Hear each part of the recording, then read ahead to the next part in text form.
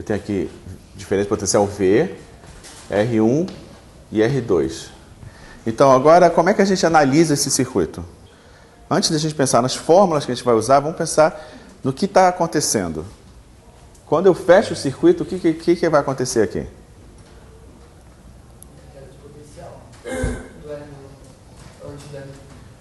Vai começar a ter corrente, aí vai ter uma queda de potencial daqui para cá. Aí vai cair mais. E aí, acabou. É só isso. Vamos analisar a corrente primeiro. Então, aqui está saindo uma corrente I. Quanta corrente está atravessando aqui? Quanta corrente atravessa essa resistência? I. E quanta corrente atravessa essa resistência? A corrente é sempre constante. É sempre a total da corrente. Ela pode se dividir, se recombinar, mas o total é sempre I. Então, se está passando por aqui I, e aqui não tem nenhuma divisão, o que passa por aqui é I também. Então, aqui vai passar I, e aqui vai passar I. Tá? Agora, qual foi a queda de tensão daqui para cá? Se eu sei a corrente que está passando por ela e a resistência, quanto é que vai cair nesse resistor?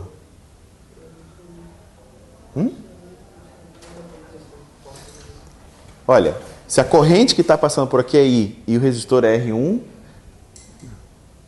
você já matou o problema. A tensão vai cair R1I. Então, daqui para cá, você cai V1 igual a R1I. E daqui para cá, quanto é que vai cair?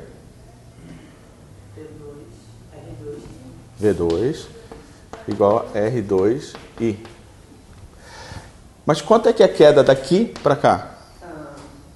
V total R2I mais o R1. Então, tem que ser o V total, certo? Então, se eu somar quanto caiu no primeiro e quanto caiu no segundo, tem que ser quanto caiu todo. A gente sempre sabe quanto é o todo, que é a bateria. Então, a gente sabe que V é igual a V1 mais V2.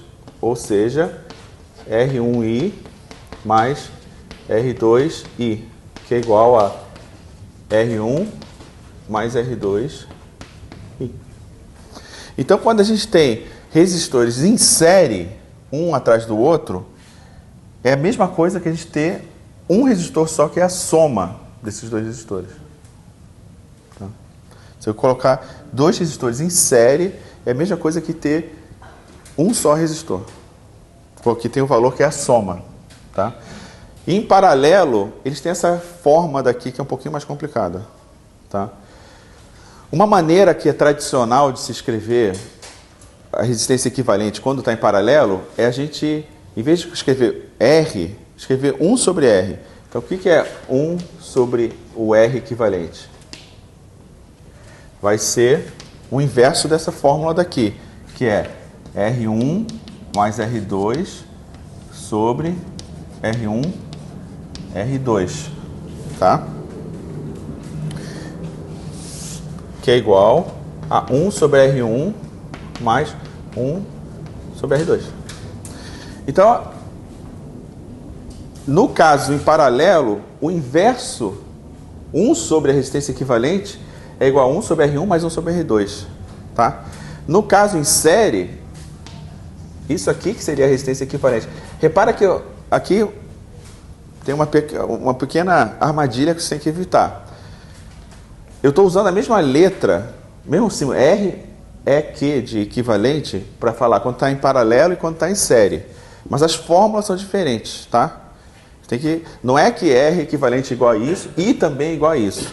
Em um circuito, nesse circuito, a resistência equivalente é dada por isso, e nesse circuito ela é dada por isso daqui. Tá? Então, em série, a gente tem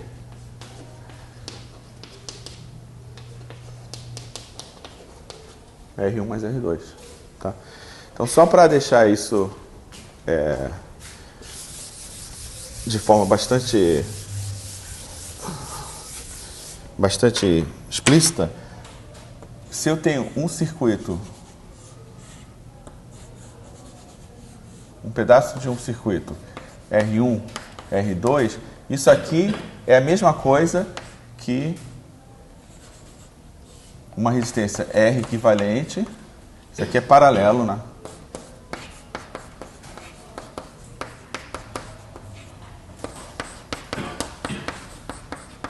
Tá? Onde R equivalente é R1, R2 sobre R1 mais R2. Tá? Equivalente é R1 mais R2. Então, quando você tem um circuito em série, as resistências vão somar, e quando ele tem em paralelo, elas satisfazem essa regra daqui, que para você lembrar, é a mesma coisa, né? Isso aqui é a mesma coisa do que isso aqui.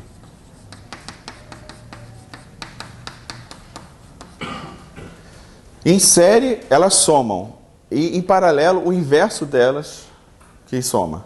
Tá? Essas são as regras de como você calcula sistemas em série ou em paralelo. Tá? Então, existe uma aplicação interessante desse tipo de circuito aqui, que é a seguinte. Frequentemente, imagina que essa resistência R2 aqui é muito pequenininha. Tá? É um filamento pequeno, que praticamente não tem resistência. Qual vai ser a resistência equivalente desses duas juntas? Se essa aqui for muito pequena, vai ser...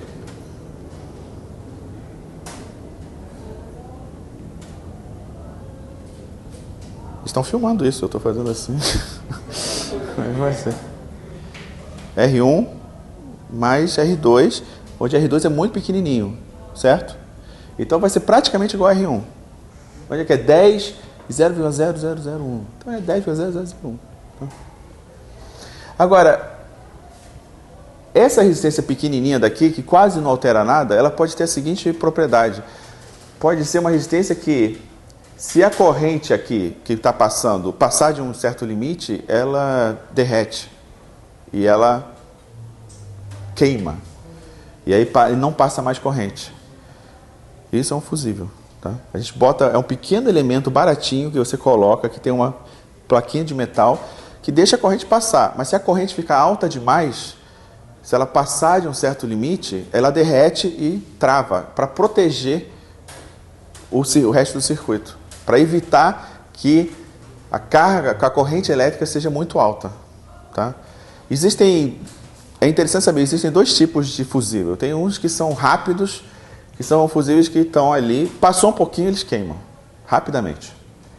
Tá? Então, eles nunca deixam a corrente passar de um certo valor. Existem outros fusíveis que são lentos, que se a corrente passa de um certo valor, ele leva um tempinho até queimar, porque às vezes a corrente pode estar flutuando, variando um pouquinho, aí você bota o fusível, queima. Aí você bota outro, queima toda hora. É porque a corrente, na verdade, por alguma razão, ela está variando muito, a qualidade talvez da rede elétrica não seja tão boa, aí vai ficar queimando toda hora. Então, existem, às vezes, usos de fusíveis lentos. Tá? Mas um fusível, a ideia do fusível é você botar uma resistência de valor muito pequeno que se sacrifica pelo circuito. Passou a corrente de um certo valor, ele simplesmente queima e não passa mais nada. Tá? Então, isso é um fusível. Tá? Aqui no caso paralelo, o que acontece se eu colocar uma resistência muito pequena em paralelo?